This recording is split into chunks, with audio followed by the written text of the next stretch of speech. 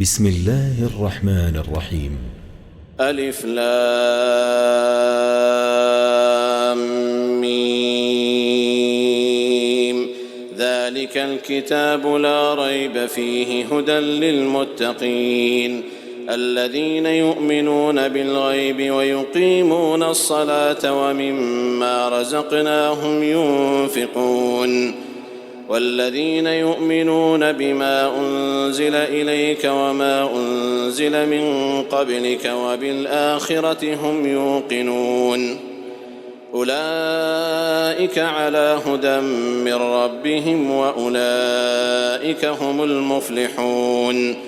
إن الذين كفروا سواء عليهم أأنذرتهم أم لم تنذرهم لا يؤمنون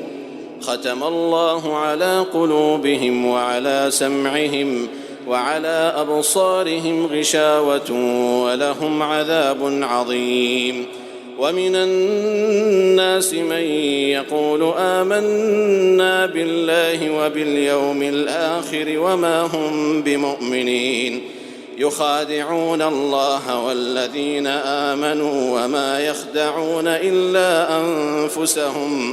وما يخدعون إلا أنفسهم وما يشعرون في قلوبهم مرض فزادهم الله مرضا ولهم عذاب أليم بما كانوا يكذبون وإذا قيل لهم لا تفسدوا في الأرض قالوا إنما نحن مصلحون ألا إنهم هم المفسدون ولكن لا يشعرون وإذا قيل لهم آمنوا كما آمن الناس قالوا أنؤمن كما آمن السفهاء ألا إنهم هم السفهاء ولكن لا يعلمون وإذا لقوا الذين آمنوا قالوا آمنا وإذا خلوا إلى شياطينهم قالوا إنا معكم إنما نحن مستهزئون الله يستهزئ بهم ويمدهم في طغيانهم يعمهون أولئك الذين اشتروا الضلالة بالهدى فما ربحت تجارتهم وما كانوا مهتدين مثلهم كمثل الذي استوقد نارا فلما أضاءت ما حوله ذهب الله بنورهم وتركهم في ظلمات لا يبصرون صم بكم عمي فهم لا يرجعون أو كصيب من السماء فيه ظلمات ورعد وبرق يجعلون أصابعهم في آذانهم من الصواعق حذر الموت والله محيط بالكافرين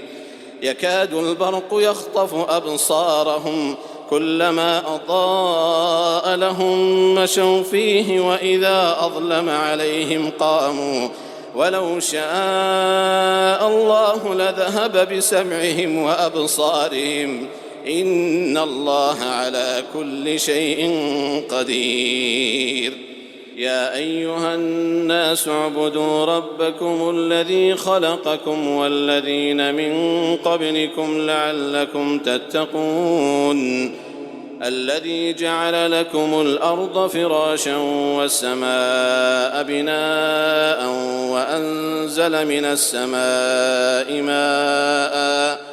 وأنزل من السماء ماء فأخرج به من الثمرات رزقا لكم فلا تجعلوا لله أندادا وأنتم تعلمون وإن كنتم في ريب مما نزلنا على عبدنا فأتوا بسورة من مثله وادعوا شهداءكم من دون الله إن كنتم صادقين فإن لم تفعلوا ولن تفعلوا فاتقوا النار التي وقودها الناس والحجارة أعدت للكافرين وبشر الذين آمنوا وعملوا الصالحات أن لهم جنات تجري من تحتها الأنهار كلما رزقوا منها من ثمرة رزقا قالوا هذا الذي رزقنا من قبل وأتوا به متشابها ولهم فيها أزواج مطهرة وهم فيها خالدون إن الله لا يستحي أن يضرب مثلا ما بعوضة فما فوقها فأما الذين آمنوا فيعلمون أنه الحق من ربهم وأما الذين كفروا فيقولون ماذا أراد الله بهذا مثلا يضل به كثيرا ويهدي به كثيرا وما يضل به إلا الفاسقين الذين ينقضون عهد الله من بعد ميثاقه ويقطعون ما أمر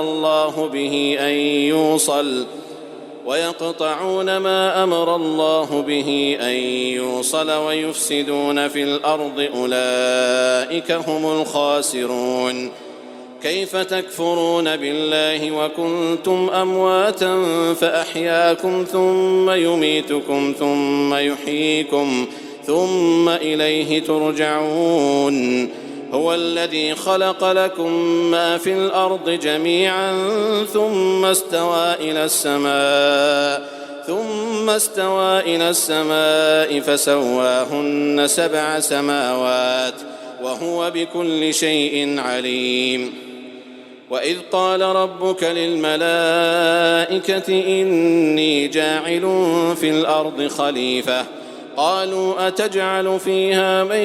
يفسد فيها ويسفك الدماء ونحن نسبح بحمدك ونقدس لك قال إني أعلم ما لا تعلمون وعلم آدم الأسماء كلها ثم عرضهم على الملائكة فقال أنبئوني بأسماء هؤلاء إن كنتم صادقين قالوا سبحانك لا علم لنا إلا ما علمتنا إنك أنت العليم الحكيم قال يا آدم أنبئهم بأسمائهم فلما أنبأهم بأسمائهم قال ألم أقل لكم إني أعلم غيب السماوات والأرض وأعلم ما تبدون وما كنتم تكتمون وإذ قلنا للملائكة اسجدوا لآدم فسجدوا إلا إبليس أبى واستكبر وكان من الكافرين وقلنا يا آدم اسكن أنت وزوجك الجنة وكلا منها رغدا حيث شئتما ولا تقربا هذه الشجرة فتكونا من الظالمين فأزلهما الشيطان عنها فأخرجهما مما كانا فيه وقلنا اهبطوا بعضكم لبعض عدو ولكم في الأرض مستقر ومتاع إلى حين فتلقى آدم من ربه كلمات فتاب عليه إنه هو التواب الرحيم قلنا اهبطوا منها جميعا فإما يأتينكم مني هدى فمن تبع هداي فلا خوف عليهم ولا هم يحزنون والذين كفروا وكذبوا بآياتنا أولئك أصحاب النار هم فيها خالدون يا بني إسرائيل اذكروا نعمتي التي أنعمت عليكم وأوفوا بعهدي أوف بعهدكم وإياي فارهبون وآمنوا بما أنزلت مصدقا لما معكم ولا تكونوا أول كافر به ولا تشتروا بآياتي ثمنا قليلا وإياي فاتقون ولا تلبسوا الحق بالباطل وتكتموا الحق وأنتم تعلمون وأقيموا الصلاة وآتوا الزكاة واركعوا مع الراكعين أتأمرون الناس بالبر وتنسون أنفسكم وأنتم تتلون الكتاب أفلا تعقلون واستعينوا بالصبر والصلاة وإنها لكبيرة إلا على الخاشعين الذين يظنون أنهم ملاقو ربهم وأنهم إليه راجعون يا بني إسرائيل اذكروا نعمتي التي أنعمت عليكم وأني فضلتكم على العالمين واتقوا يوما لا تجزي نفس عن نفس شيئا ولا يقبل منها شفاعة ولا يؤخذ منها عدل ولا هم ينصرون وإذ نجيناكم من آل فرعون يسومونكم سوء العذاب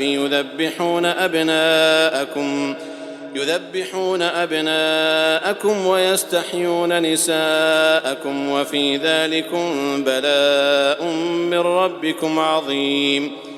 وإذ فرقنا بكم البحر فأنجيناكم وأغرقنا آل فرعون وأنتم تنظرون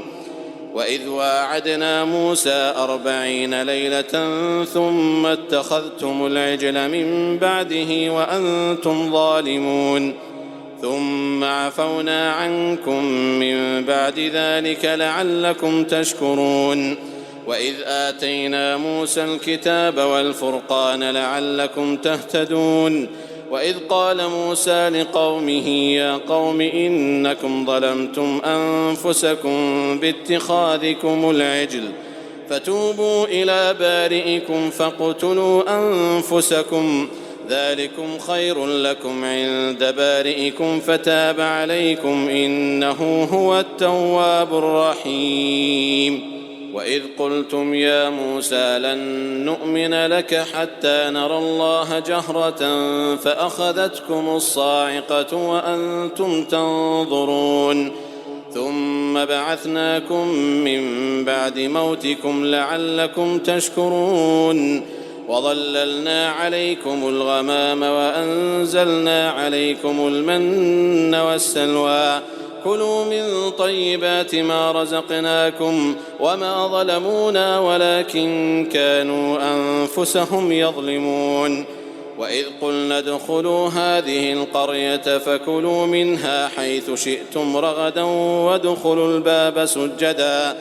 وادخلوا الباب سجدا وقولوا حطة نغفر لكم خطاياكم وسنزيد المحسنين فبدل الذين ظلموا قولا غير الذي قيل لهم فأنزلنا على الذين ظلموا رجزا من السماء بما كانوا يفسقون وإذ استسقى موسى لقومه فقلنا اضرب بعصاك الحجر فانفجرت منه 12 عينا قد علم كل أناس مشربهم كلوا واشربوا من رزق الله ولا تعثوا في الأرض مفسدين وإذ قلتم يا موسى لن نصبر على طعام واحد فادع لنا ربك يخرج لنا مما تنبت الأرض من بقلها وقثائها وفومها وعدسها وبصلها قال أتستبدلون الذي هو أدنى بالذي هو خير اهبطوا مصرا فإن لكم ما سألتم وضربت عليهم الذلة والمسكنة وباءوا بغضب من الله ذلك بأنهم كانوا يكفرون بآيات الله ويقتلون النبيين بغير الحق ذلك بما عصوا وكانوا يعتدون إن الذين آمنوا والذين هادوا والنصارى والصابئين من آمن بالله واليوم الآخر وعمل صالحا فلهم أجرهم عند ربهم ولا خوف عليهم ولا هم يحزنون وإذ أخذنا ميثاقكم ورفعنا فوقكم الطور خذوا ما آتيناكم بقوة واذكروا ما فيه لعلكم تتقون ثم توليتم من بعد ذلك فلولا فضل الله عليكم ورحمته لكنتم من الخاسرين ولقد علمتم الذين اعتدوا منكم في السبت فقلنا لهم كونوا قردة خاسئين فجعلناها نكالا لما بين يديها وما خلفها وموعظة للمتقين. وإذ قال موسى لقومه إن الله يأمركم أن تذبحوا بقرة قالوا أتتخذنا هزوا قال أعوذ بالله أن أكون من الجاهلين قالوا ادع لنا ربك يبين لنا ما هي قال إنه يقول إنها بقرة لا فارض ولا بكر عوان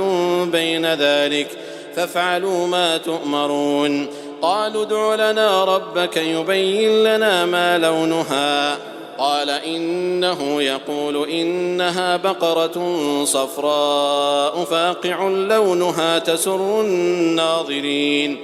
قالوا ادع لنا ربك يبين لنا ما هي إن البقرة شابه علينا وإنا إن شاء الله لمهتدون قال إنه يقول إنها بقرة لا ذلول تثير الأرض ولا تسقي الحرث مسلمة لا شية فيها قالوا الآن جئت بالحق فذبحوها وما كادوا يفعلون وإذ قتلتم نفسا فادارأتم فيها والله مخرج ما كنتم تكتمون فقلنا اضربوه ببعضها كذلك يحيي الله الموتى ويريكم آياته لعلكم تعقلون ثم قست قلوبكم من بعد ذلك فهي كالحجارة أو أشد قسوة وإن من الحجارة لما يتفجر منه الأنهار وإن منها لما يشقق فيخرج منه الماء وإن منها لما يهبط من خشية الله وما الله بغافل عما تعملون أفتطمعون أن يؤمنوا لكم وقد كان فريق منهم يسمعون كلام الله ثم يحرفونه من بعد ما عقلوه وهم يعلمون وإذا لقوا الذين آمنوا قالوا آمنا وإذا خلا بعضهم إلى بعض قالوا أتحدثونهم بما فتح الله عليكم ليحاجوكم به عند ربكم أفلا تعقلون أولا يعلمون أن الله يعلم ما يسرون وما يعلنون ومنهم أميون لا يعلمون الكتاب إلا أماني وإن هم إلا يظنون فويل للذين يكتبون الكتاب بأيديهم ثم يقولون هذا من عند الله ليشتروا به ثمنا قليلا فويل لهم مما كتبت أيديهم وويل لهم مما يكسبون وقالوا لن تمسنا النار إلا أياما معدودة قل أتخذتم عند الله عهدا فلن يخلف الله عهده أم تقولون على الله ما لا تعلمون بلى من كسب سيئة وأحاطت به خطيئته فأولئك أصحاب النار هم فيها خالدون والذين آمنوا وعملوا الصالحات أولئك أصحاب الجنة هم فيها خالدون وإذ أخذنا ميثاق بني إسرائيل لا تعبدون إلا الله وبالوالدين إحسانا وذي القربى واليتامى والمساكين وقولوا للناس حسنا وأقيموا الصلاة وآتوا الزكاة ثم توليتم إلا قليلا منكم وأنتم معرضون وإذ أخذنا ميثاقكم لا تسفكون دماءكم ولا تخرجون أنفسكم من دياركم ثم أقررتم وأنتم تشهدون ثم أنتم هؤلاء تقتلون أنفسكم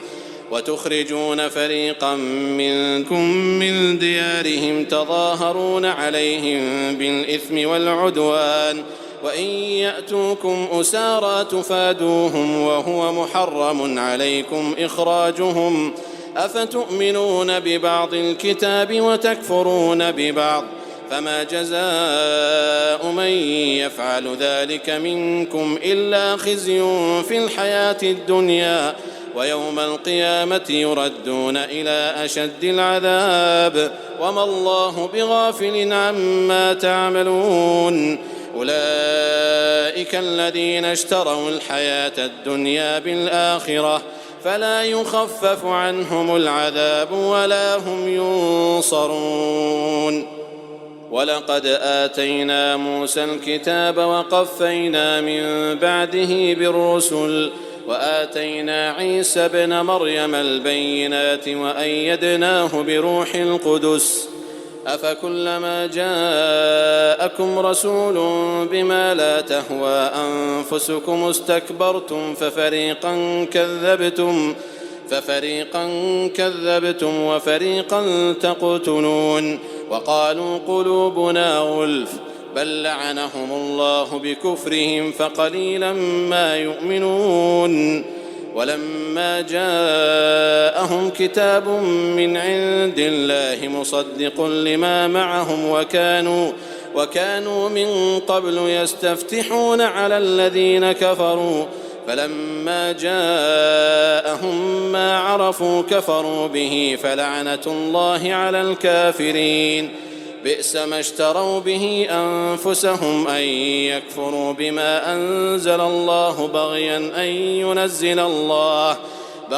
أن ينزل الله من فضله على من يشاء من عباده فباءوا بغضب على غضب وللكافرين عذاب مهين وإذا قيل لهم آمنوا بما أنزل الله قالوا نؤمن بما أنزل علينا ويكفرون بما وراءه وهو الحق مصدقا لما معهم قل فلم تقتلون أنبياء الله من قبل إن كنتم مؤمنين ولقد جاءكم موسى بالبينات ثم اتخذتم العجل من بعده وأنتم ظالمون وإذ أخذنا ميثاقكم ورفعنا فوقكم الطور خذوا ما آتيناكم بقوة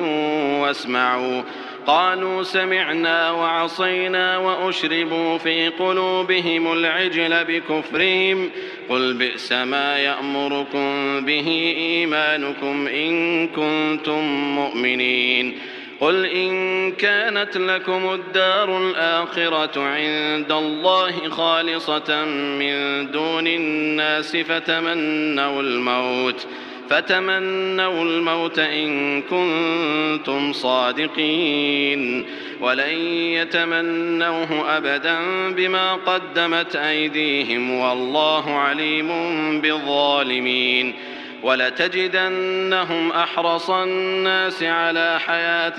ومن الذين أشركوا يود أحدهم لو يعمر 1000 سنة وما هو بمزحزحه من العذاب أن يعمر والله بصير بما يعملون قل من كان عدوا لجبريل فإنه نزله على قلبك بإذن الله مصدقا لما بين يديه وهدى وبشرى للمؤمنين من كان عدوا لله وملائكته ورسله وجبريل وميكال فإن الله عدو للكافرين. ولقد أنزلنا إليك آيات بينات وما يكفر بها إلا الفاسقون. أوكلما عاهدوا عهدا نبذه فريق منهم بل أكثرهم لا يؤمنون. ولما جاءهم رسول من عند الله مصدق لما معهم نبذ فريق من الذين أوتوا الكتاب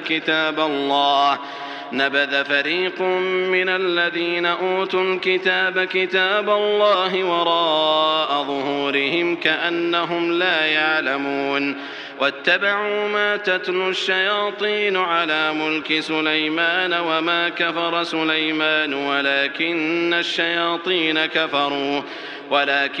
الشياطين كفروا يعلمون الناس السحر وما أنزل على الملكين ببابل هاروت وماروت وما يعلمان من أحد حتى يقولا إنما نحن فتنة فلا تكفر فيتعلمون منهما ما يفرقون به بين المرء وزوجه وما هم بضارين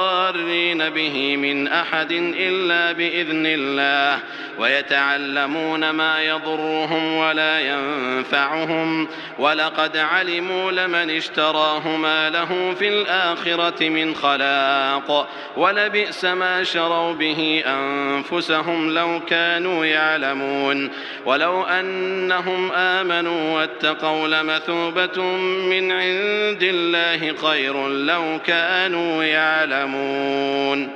يا أيها الذين آمنوا لا تقولوا راعنا وقولوا انظرنا واسمعوا وللكافرين عذاب أليم. ما يود الذين كفروا من أهل الكتاب ولا المشركين أن ينزل عليكم من خير من ربكم والله يختص برحمته من يشاء والله ذو الفضل العظيم. ما ننسخ من آية أو ننسها نأت بخير منها أو مثلها. ألم تعلم أن الله على كل شيء قدير. ألم تعلم أن الله له ملك السماوات والأرض وما لكم من دون الله من ولي ولا نصير. أم تريدون أن تسألوا رسولكم كما سئل موسى من قبل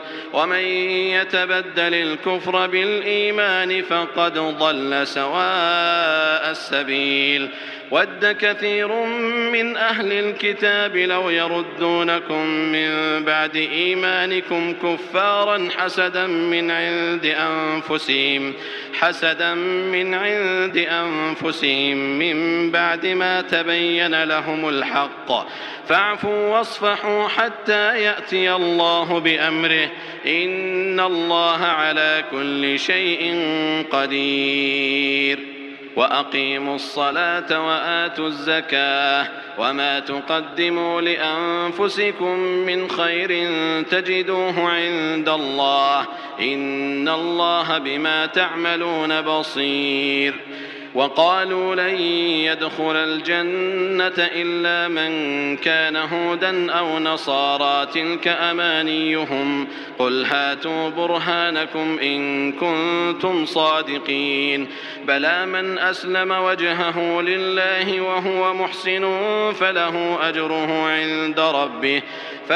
أجره عند ربه ولا خوف عليهم ولا هم يحزنون. وقالت اليهود ليست النصارى على شيء وقالت النصارى ليست اليهود على شيء وهم يتلون الكتاب كذلك قال الذين لا يعلمون مثل قولهم فالله يحكم بينهم يوم القيامة فيما كانوا فيه يختلفون. ومن أظلم ممن منع مساجد الله أن يذكر فيها اسمه وسعى في خرابها أولئك ما كان لهم أن يدخلوها إلا خائفين لهم في الدنيا خزي ولهم في الآخرة عذاب عظيم ولله المشرق والمغرب فأينما تولوا فثم وجه الله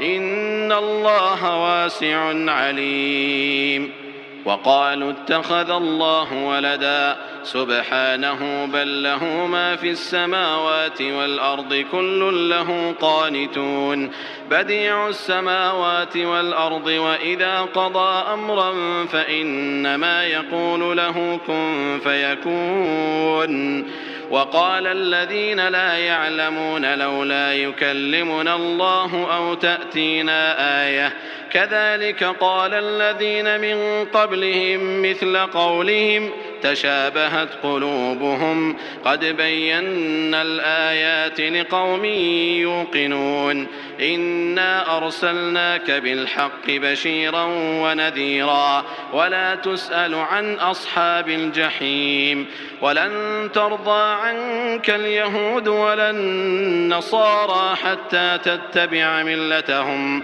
قل إن هدى الله هو الهدى ولئن اتبعت أهواءهم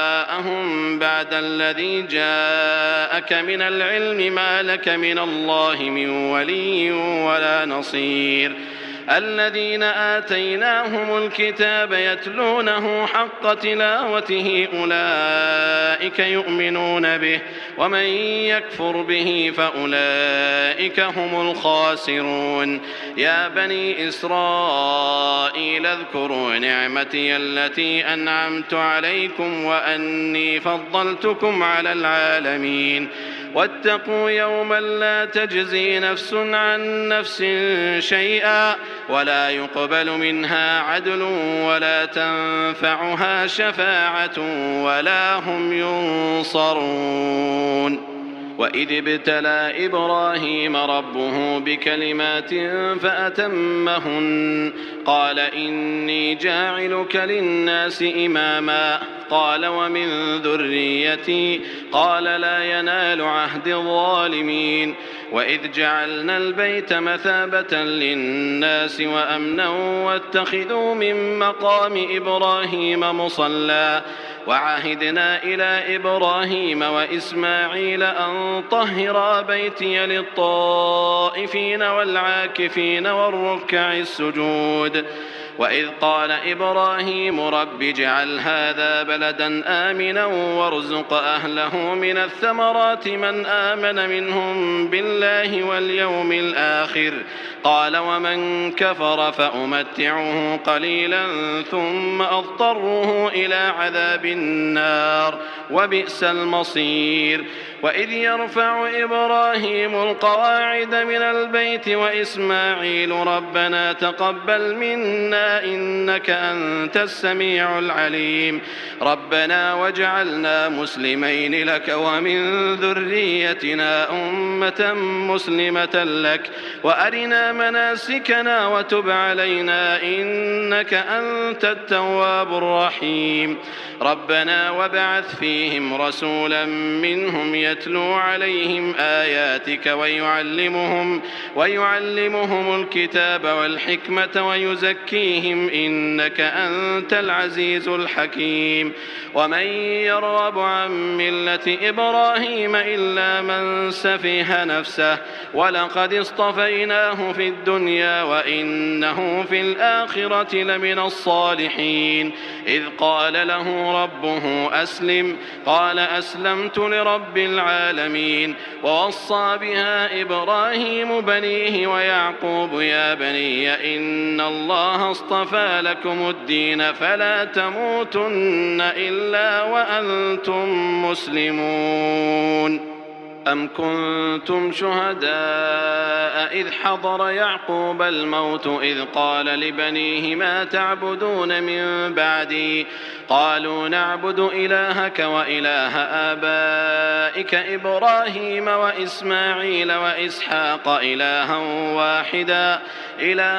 واحدا ونحن له مسلمون تلك أمة قد خلت لها ما كسبت ولكم ما كسبتم ولا تسألون عما كانوا يعملون وقالوا كونوا هودا أو نصارى تهتدوا قل بل ملة إبراهيم حنيفا وما كان من المشركين قولوا آمنا بالله وما أنزل إلينا وما أنزل إلى إبراهيم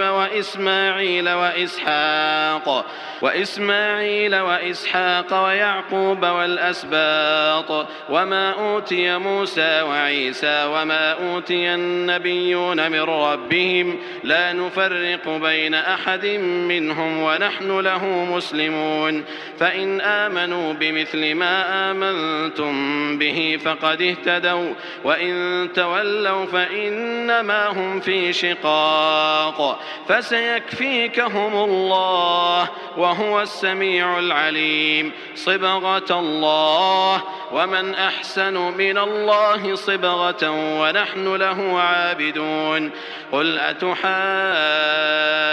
أتحاجوننا في الله وهو ربنا وربكم ولنا أعمالنا ولكم أعمالكم ونحن له مخلصون أم تقولون إن إبراهيم وإسماعيل وإسحاق ويعقوب والأسباط كانوا هودا أو نصارى قل أأنتم أعلم أم الله ومن أظلم ممن كتم شهادة عنده من الله وما الله بغافل عما تعملون تلك أمة قد خلت لها ما كسبت ولكم ما كسبتم ولا تسألون عما كانوا يعملون سيقول السفهاء من الناس ما ولاهم عن قبلتهم التي كانوا عليها قل لله المشرق والمغرب يهدي من يشاء إلى صراط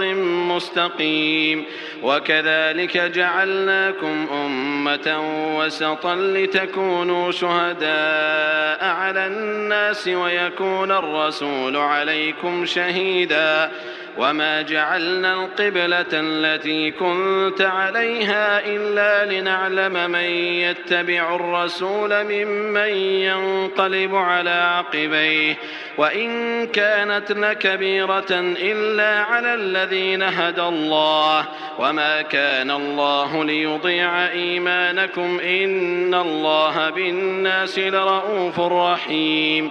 قد نرى تقلب وجهك في السماء فلنولينك قبلة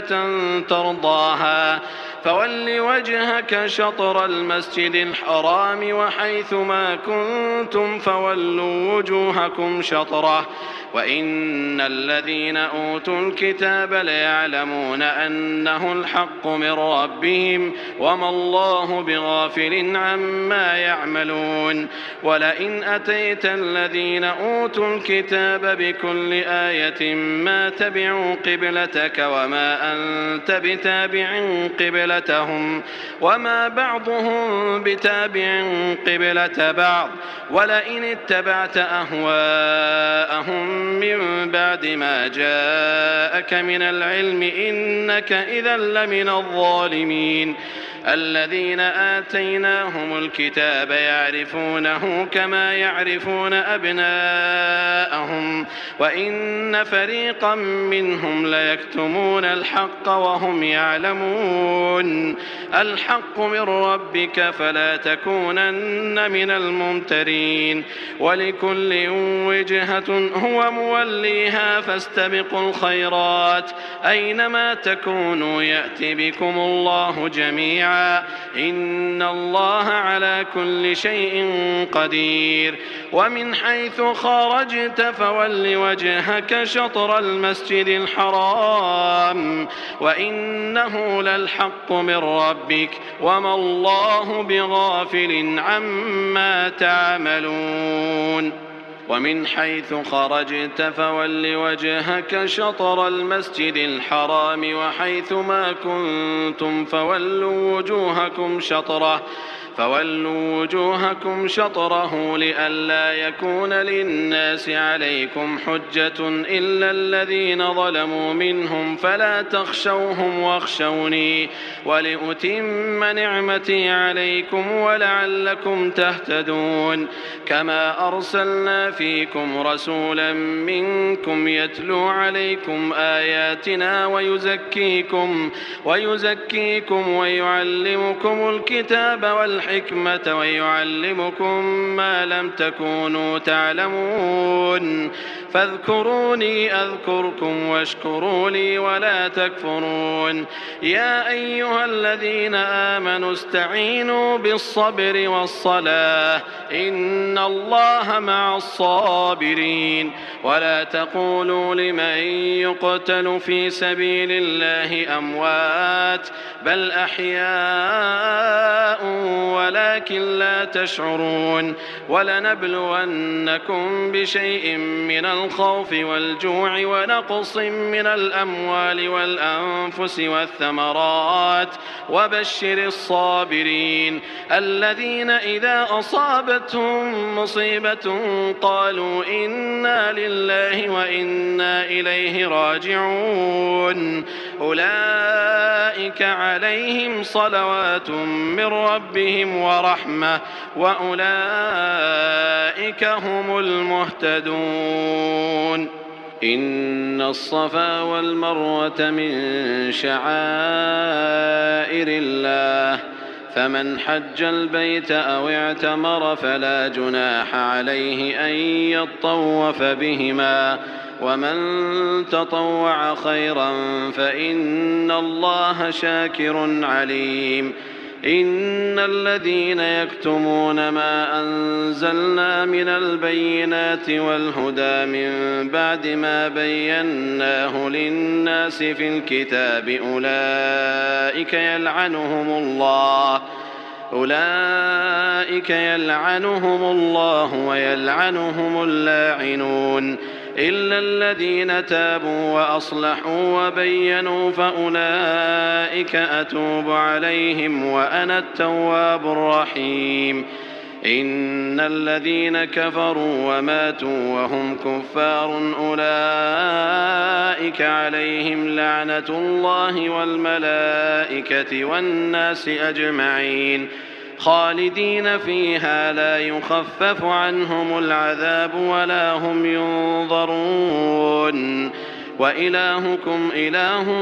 واحد لا إله إلا هو الرحمن الرحيم إن في خلق السماوات والأرض واختلاف الليل والنهار والفلك التي تجري في البحر بما ينفع الناس وما أنزل الله من السماء من ماء فأحيا به الأرض بعد موتها وبث فيها من كل دابة وتصريف الرياح والسحاب المسخر بين السماء والأرض لآيات لقوم يعقلون ومن الناس من يتخذ من دون الله أندادا يحبونهم كحب الله والذين آمنوا أشد حبا لله ولو يرى الذين ظلموا إذ يرون العذاب أن القوة لله جميعا وأن الله شديد العذاب إذ تبرأ الذين اتبعوا من الذين اتبعوا ورأوا العذاب وتقطعت بهم الأسباب وقال الذين اتبعوا لو أن لنا كرة فنتبرأ منهم كما تبرأوا منا كذلك يريهم الله أعمالهم حسرات عليهم وما هم بخارجين من النار يا أيها الناس كلوا مما في الأرض حلالا طيبا ولا تتبعوا خطوات الشيطان إنه لكم عدو مبين إنما يأمركم بالسوء والفحشاء وأن تقولوا على الله ما لا تعلمون وإذا قيل لهم اتبعوا ما أنزل الله قالوا بل نتبع ما ألفينا عليه آباءنا أولو كان آباؤهم لا يعقلون شيئا ولا يهتدون ومثل الذين كفروا كمثل الذي ينعق بما لا يسمع إلا دعاء ونداء صم بكم عمي فهم لا يعقلون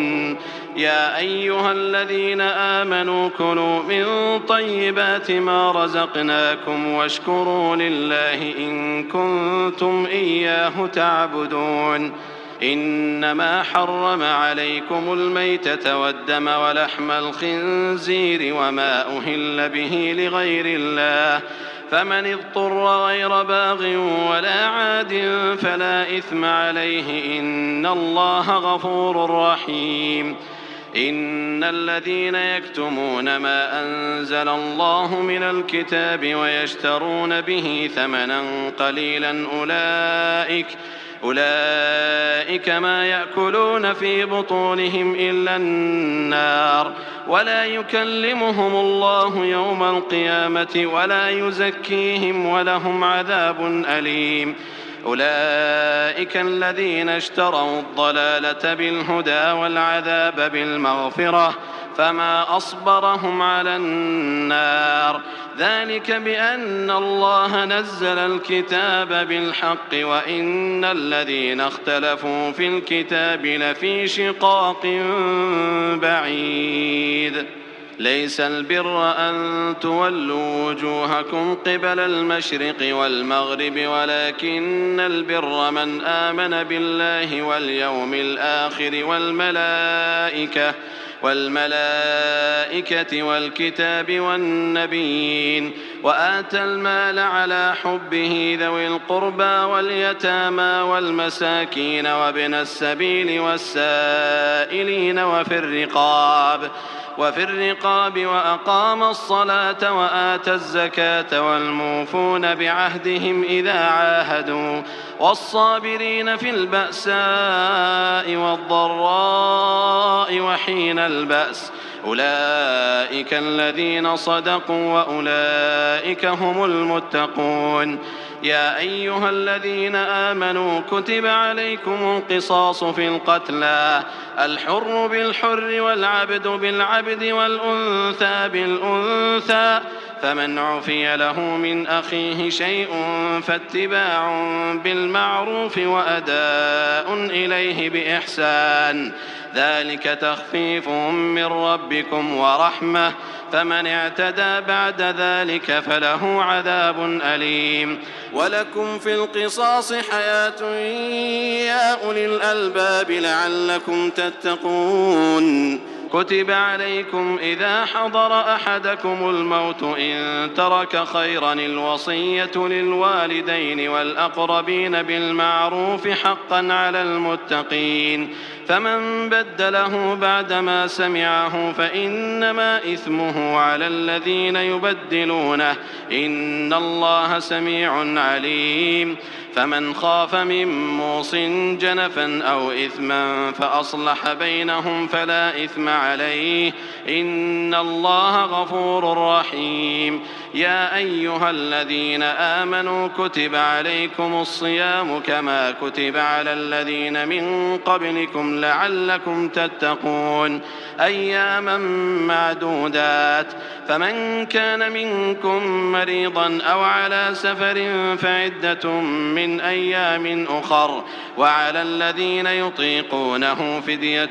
طعام مسكين فمن تطوع خيرا فهو خير له وأن تصوموا خير لكم إن كنتم تعلمون شهر رمضان الذي أنزل فيه القرآن هدى للناس وبينات من الهدى والفرقان فمن شهد منكم الشهر فليصم ومن كان مريضا أو على سفر فعدة من أيام أخر يريد الله بكم اليسر ولا يريد بكم العسر ولتكملوا العدة ولتكبروا الله على ما هداكم ولعلكم تشكرون وإذا سألك عبادي عني فإني قريب أجيب دعوة الداع إذا دعان فليستجيبوا لي وليؤمنوا بي لعلهم يرشدون أحل لكم ليلة الصيام الرفث إلى نسائكم هن لباس لكم وأنتم لباس لهن علم الله أنكم كنتم تختانون أنفسكم فتاب عليكم وعفى عنكم فالآن باشروهن وابتغوا ما كتب الله لكم وكلوا واشربوا حتى يتبين لكم الخيط الأبيض من الخيط الأسود من الفجر ثم أتموا الصيام إلى الليل ولا تباشروهن وأنتم عاكفون في المساجد تلك حدود الله فلا تقربوها كذلك يبين الله آياته للناس لعلهم يتقون ولا تأكلوا أموالكم بينكم بالباطل وتدلوا بها إلى الحكام لتأكلوا فريقا من أموال الناس بالإثم وأنتم تعلمون يسألونك عن الأهلة قل هي مواقيت للناس والحج وليس البر بأن تأتوا البيوت من ظهورها ولكن البر من اتقى وأتوا البيوت من أبوابها واتقوا الله لعلكم تفلحون وقاتلوا في سبيل الله الذين يقاتلونكم ولا تعتدوا إن الله لا يحب المعتدين وقتلوهم حيث ثقفتموهم وأخرجوهم من حيث أخرجوكم والفتنة أشد من القتل ولا تقاتلوهم عند المسجد الحرام حتى يقاتلوكم فيه فإن قاتلوكم فاقتلوهم كذلك جزاء الكافرين فإن انتهوا فإن الله غفور رحيم وقاتلوهم حتى لا تكون فتنة ويكون الدين لله فإن انتهوا فلا عدوان إلا على الظالمين الشهر الحرام بالشهر الحرام والحرمات قصاص فمن اعتدى عليكم فاعتدوا عليه بمثل ما اعتدى عليكم واتقوا الله واعلموا أن الله مع المتقين وأنفقوا في سبيل الله ولا تلقوا بأيديكم إلى التهلكة وأحسنوا إن الله يحب المحسنين وأتموا الحج والعمرة لله فإن أحصرتم فما استيسر من الهدي ولا تحلقوا رؤوسكم حتى يبلغ الهدي محله فمن كان منكم مريضا أو به أذى من رأسه ففدية من صيام أو صدقة أو نسك فإذا أمنتم فمن تمتع بالعمرة إلى الحج فما استيسر من الهدي فمن لم يجد فصيام 3 أيام في الحج و7 إذا رجعتم تلك 10 كاملة ذلك لمن لم يكن أهله حاضر المسجد الحرام واتقوا الله واعلموا أن الله شديد العقاب الحج أشهر معلومات فمن فرض فيهن الحج فلا رفث ولا فسوق ولا جدال في الحج وما تفعلوا من خير يعلمه الله وتزودوا فإن خير الزاد التقوى واتقون يا أولي الألباب. ليس عليكم جناح أن تبتغوا فضلا من ربكم، فإذا أفضتم من عرفات فاذكروا الله عند المشعر الحرام واذكروه كما هداكم وإن كنتم من قبله لمن الضالين. ثم أفيضوا من حيث أفاض الناس واستغفروا الله إن الله غفور رحيم. فإذا قضيتم مناسككم فاذكروا الله كذكركم آباءكم أو أشد ذكرا. فمن الناس من يقول ربنا آتنا في الدنيا وما له في الآخرة من خلاق، ومنهم من يقول ربنا آتنا في الدنيا حسنة وفي الآخرة حسنة وقنا عذاب النار. أولئك لهم نصيب مما كسبوا والله سريع الحساب. واذكروا الله في أيام معدودات، فمن تعجل في يومين فلا إثم عليه ومن تأخر فلا إثم عليه لمن اتقى. واتقوا الله واعلموا أنكم إليه تحشرون. ومن الناس من يعجبك قوله في الحياة الدنيا ويشهد الله على ما في قلبه وهو ألد الخصام. وإذا تولى سعى في الأرض ليفسد فيها ويهلك الحرث والنسل والله لا يحب الفساد. وإذا قيل له اتق الله أخذته العزة بالإثم فحسبه جهنم ولبئس المهاد. ومن الناس من يشري نفسه ابتغاء مرضات الله والله رؤوف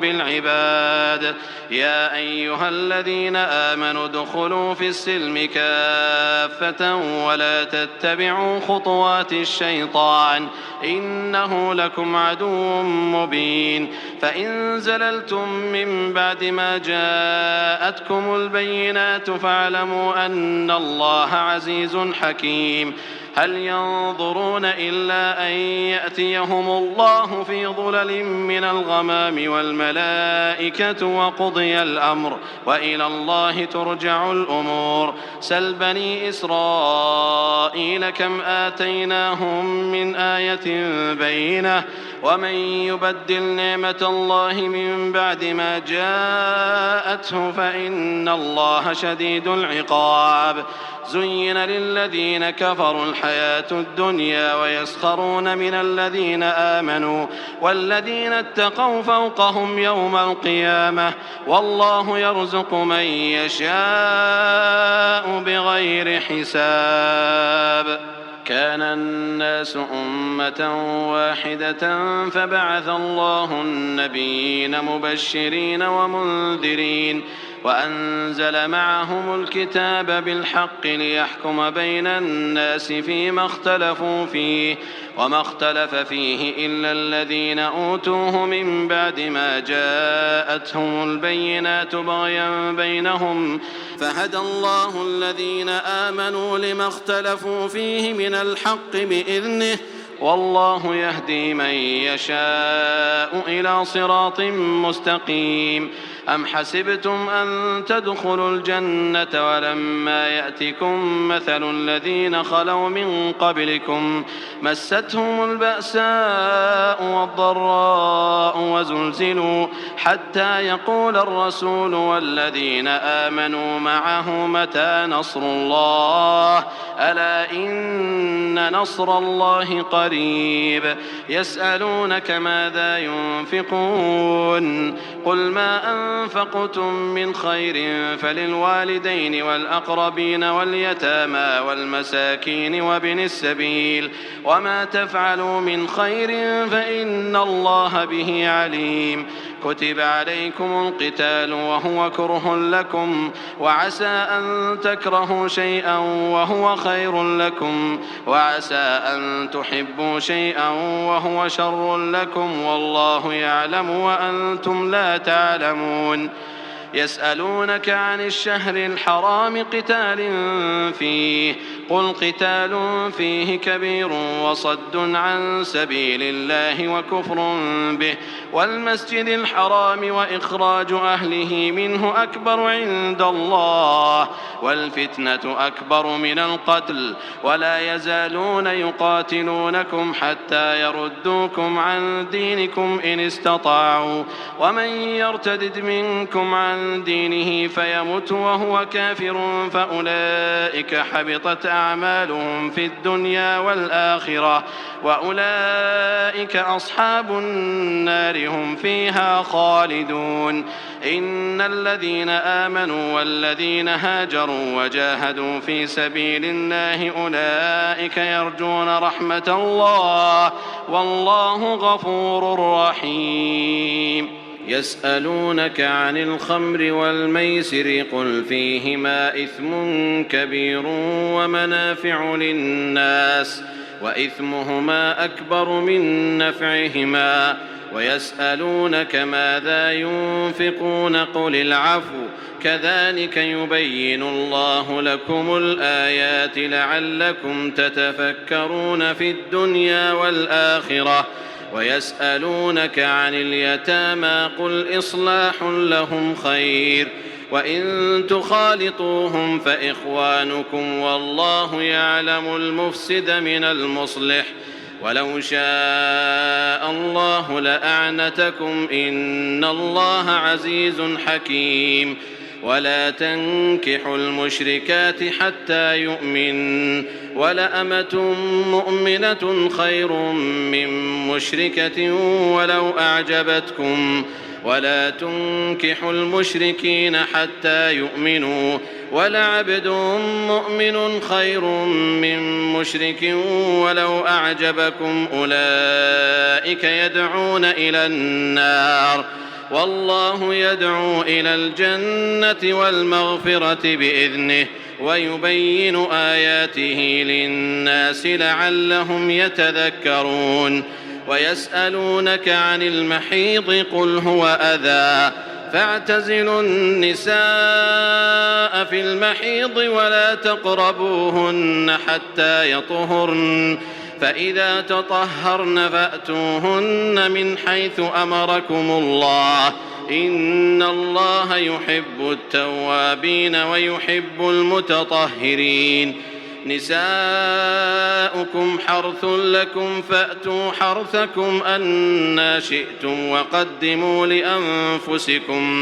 وقدموا لأنفسكم واتقوا الله واعلموا أنكم ملاقوه وبشر المؤمنين. ولا تجعلوا الله عرضة لأيمانكم أن تبروا وتتقوا وتصلحوا بين الناس والله سميع عليم. لا يؤاخذكم الله باللغو في أيمانكم ولكن يؤاخذكم بما كسبت قلوبكم والله غفور حليم. للذين يؤلون من نسائهم تربص 4 أشهر فإن فاءوا فإن الله غفور رحيم. وإن عزموا الطلاق فإن الله سميع عليم. والمطلقات يتربصن بأنفسهن 3 قروء ولا يحل لهن أن يكتمن ما خلق الله في أرحامهن إن كن يؤمن بالله واليوم الآخر وبعولتهن أحق بردهن في ذلك إن أرادوا إصلاحا ولهن مثل الذي عليهن بالمعروف وللرجال عليهن درجة والله عزيز حكيم. الطلاق 2 مرتان فإمساك بمعروف أو تسريح بإحسان ولا يحل لكم أن تأخذوا مما آتيتموهن شيئا إلا أن يخافا ألا يقيما حدود الله، فإن خفتم ألا يقيما حدود الله فلا جناح عليهما فيما افتدت به، تلك حدود الله فلا تعتدوها، ومن يتعد حدود الله فأولئك هم الظالمون. فإن طلقها فلا تحل له من بعد حتى تنكح زوجا غيره، فإن طلقها فلا جناح عليهما أن يتراجعا إن ظنا أن يقيما حدود الله، وتلك حدود الله يبينها لقوم يعلمون. وإذا طلقتم النساء فبلغن أجلهن فأمسكوهن بمعروف أو سرحوهن بمعروف، ولا تمسكوهن ضرارا لتعتدوا، ومن يفعل ذلك فقد ظلم نفسه. ولا تتخذوا آيات الله هزوا، واذكروا نعمة الله عليكم وما أنزل عليكم من الكتاب والحكمة يعظكم به، واتقوا الله واعلموا أن الله بكل شيء عليم. وإذا طلقتم النساء فبلغن أجلهن فلا تعضلوهن أن ينكحن أزواجهن إذا تراضوا بينهم بالمعروف، ذلك يوعظ به من كان منكم يؤمن بالله واليوم الآخر، ذلكم أزكى لكم وأطهر، والله يعلم وأنتم لا تعلمون. والوالدات يرضعن أولادهن حولين كاملين لمن أراد أن يتم الرضاعة، وعلى المولود له رزقهن وكسوتهن بالمعروف، لا تكلف نفس إلا وسعها، لا تضار والدة بولدها ولا مولود له بولده، وعلى الوارث مثل ذلك، فإن أرادا فصالا عن تراض منهما وتشاور فلا جناح عليهما. وإن أردتم أن تسترضعوا أولادكم فلا جناح عليكم إذا سلمتم ما آتيتم بالمعروف، واتقوا الله واعلموا أن الله بما تعملون بصير. والذين يتوفون منكم ويذرون أزواجا يتربصن بأنفسهن 4 أشهر و10، فإذا بلغن أجلهن فلا جناح عليكم فيما فعلن في أنفسهن بالمعروف، والله بما تعملون خبير. ولا جناح عليكم فيما عرضتم به من خطبة النساء أو أكننتم في أنفسكم، علم الله أنكم ستذكرونهن ولكن لا تواعدوهن سرا إلا أن تقولوا قولا معروفا، ولا تعزموا عقدة النكاح حتى يبلغ الكتاب أجله، واعلموا أن الله يعلم ما في أنفسكم فاحذروه، واعلموا أن الله غفور حليم. لا جناح عليكم إن طلقتم النساء ما لم تمسوهن أو تفرضوا لهن فريضة، ومتعوهن على الموسع قدره وعلى المقتر قدره متاعا بالمعروف حقا على المحسنين. وإن طلقتموهن من قبل أن تمسوهن وقد فرضتم لهن فريضة فنصف ما فرضتم إلا أن يعفون أو يعفو الذي بيده عقدة النكاح، وأن تعفوا أقرب للتقوى ولا تنسوا الفضل بينكم إن الله بما تعملون بصير حافظوا على الصلوات والصلاة الوسطى وقوموا لله قانتين فإن خفتم فرجالا أو ركبانا فإذا أمنتم فاذكروا الله كما علمكم ما لم تكونوا تعلمون والذين يتوفون منكم ويذرون أزواجا وصية لأزواجهم متاعا إلى الحول غير إخراج فإن خرجن فلا جناح عليكم فيما فعلن في أنفسهن من معروف والله عزيز حكيم وللمطلقات متاع بالمعروف حقا على المتقين كذلك يبين الله لكم آياته لعلكم تعقلون ألم تر إلى الذين خرجوا من ديارهم وهم ألوف حذر الموت فقال لهم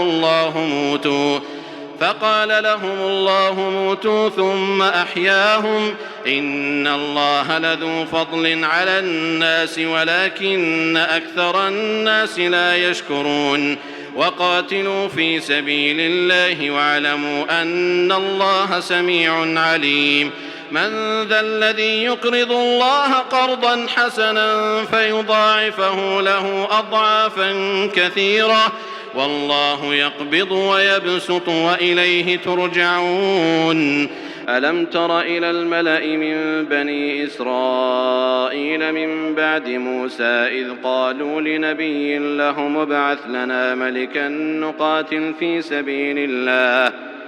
قال هل عسيتم إن كتب عليكم القتال ألا تقاتلوا قالوا وما لنا ألا نقاتل في سبيل الله وقد أخرجنا من ديارنا وأبنائنا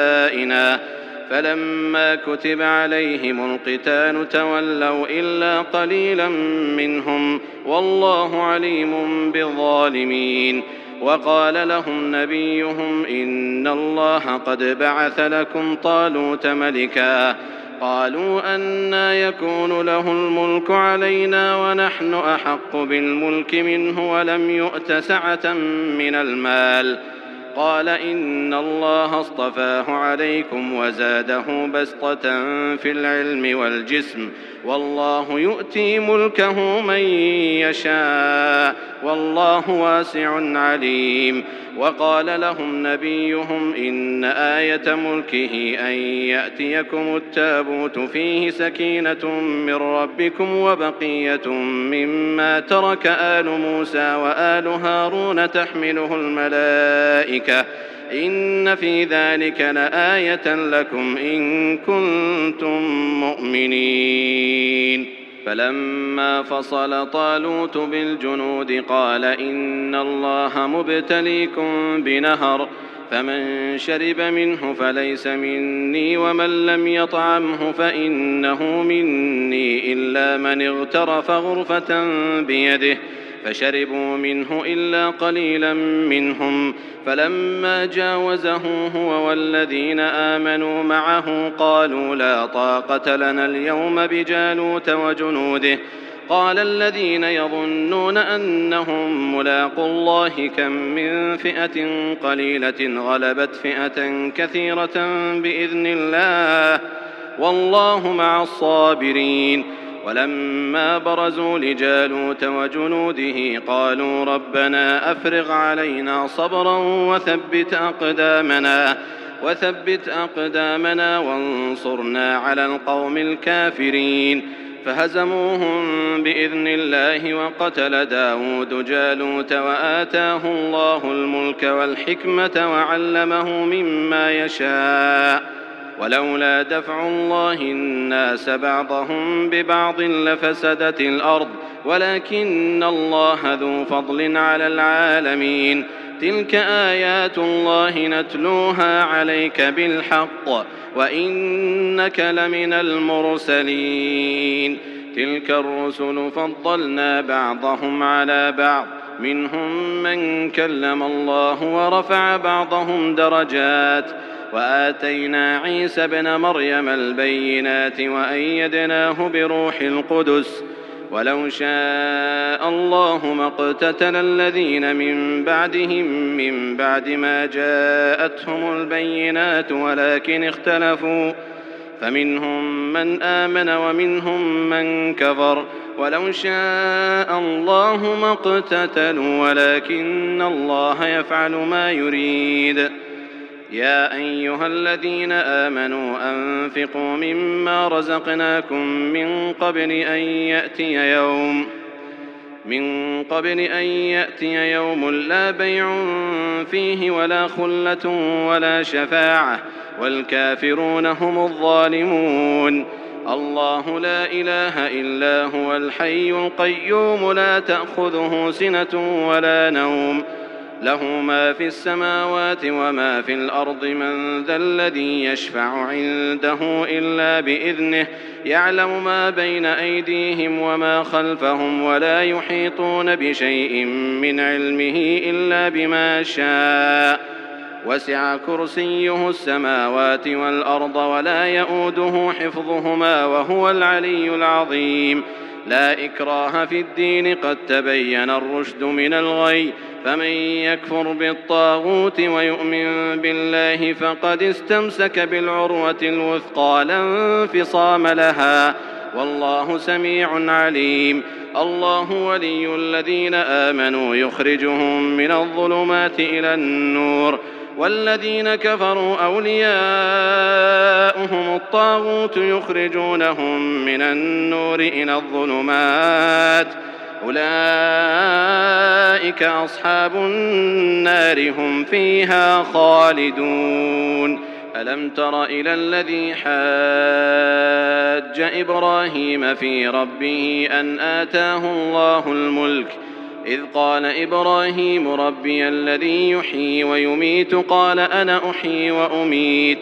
قال إبراهيم فإن الله يأتي بالشمس من المشرق فأت بها من المغرب فبهت الذي كفر والله لا يهدي القوم الظالمين. أو كالذي مر على قرية وهي خاوية على عروشها قال أنى يحيي هذه الله بعد موتها فأماته الله 100 عام ثم بعثه قال كم لبثت قال لبثت يوما أو بعض يوم قال بل لبثت 100 عام فانظر إلى طعامك وشرابك لم يتسنه وانظر إلى حمارك ولنجعلك آية للناس وانظر إلى العظام كيف ننشزها ثم نكسوها لحما فلما تبين له قال أعلم أن الله على كل شيء قدير.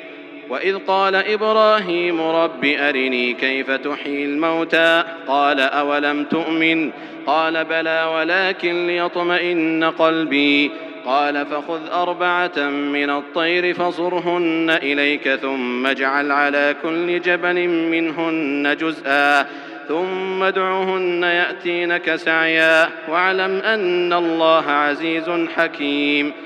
مثل الذين ينفقون أموالهم في سبيل الله كمثل حبة أنبتت 7 سنابل في كل سنبلة 100 حبة والله يضاعف لمن يشاء والله واسع عليم. الذين ينفقون أموالهم في سبيل الله ثم لا يتبعون ما أنفقوا منا ولا أذى لهم أجرهم عند ربهم ولا خوف عليهم ولا هم يحزنون. قول معروف ومغفرة خير من صدقة يتبعها أذى والله غني حليم. يا أيها الذين آمنوا لا تبطلوا صدقاتكم بالمن والأذى كالذي ينفق ماله رئاء الناس ولا يؤمن بالله واليوم الآخر فمثله كمثل صفوان عليه تراب فأصابه وابل فتركه صلدا لا يقدرون على شيء مما كسبوا والله لا يهدي القوم الكافرين ومثل الذين ينفقون أموالهم ابتغاء مرضات الله وتثبيتا من أنفسهم كمثل جنة بربوة أصابها وابل فآتت أكلها ضعفين فإن لم يصبها وابل فطل والله بما تعملون بصير أيود أحدكم أن تكون له جنة من نخيل وأعناب تجري من تحتها الأنهار له فيها من كل الثمرات وأصابه الكبر وله ذرية ضعفاء فأصابها إعصار فيه نار فاحترقت كذلك يبين الله لكم الآيات لعلكم تتفكرون يا أيها الذين آمنوا أنفقوا من طيبات ما كسبتم ومما أخرجنا لكم من الأرض ولا تيمموا الخبيث منه تنفقون ولستم بآخذيه إلا أن تغمضوا فيه واعلموا أن الله غني حميد الشيطان يعدكم الفقر ويأمركم بالفحشاء والله يعدكم مغفرة منه وفضلا والله واسع عليم يؤتي الحكمة من يشاء ومن يؤت الحكمة فقد أوتي خيرا كثيرا وما يذكر إلا أولو الألباب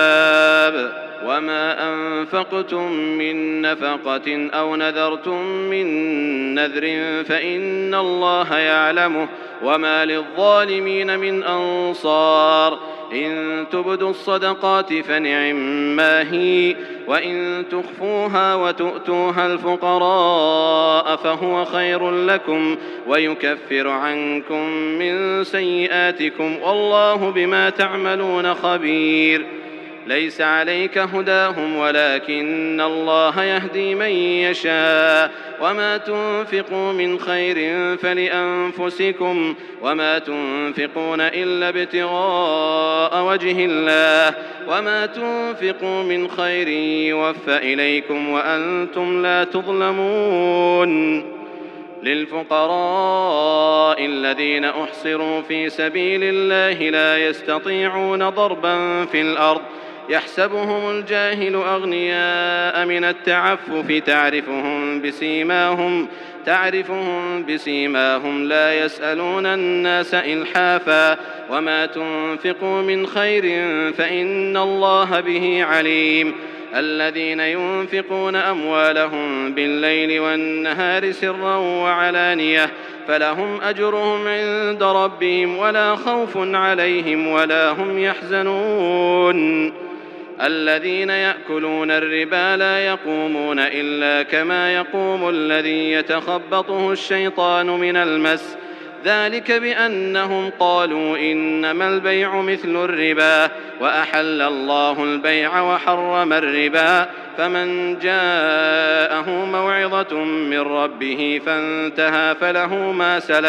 فله ما سلف وأمره إلى الله ومن عاد فأولئك أصحاب النار هم فيها خالدون يمحق الله الربا ويربي الصدقات والله لا يحب كل كفار أثيم إن الذين آمنوا وعملوا الصالحات وأقاموا الصلاة وآتوا الزكاة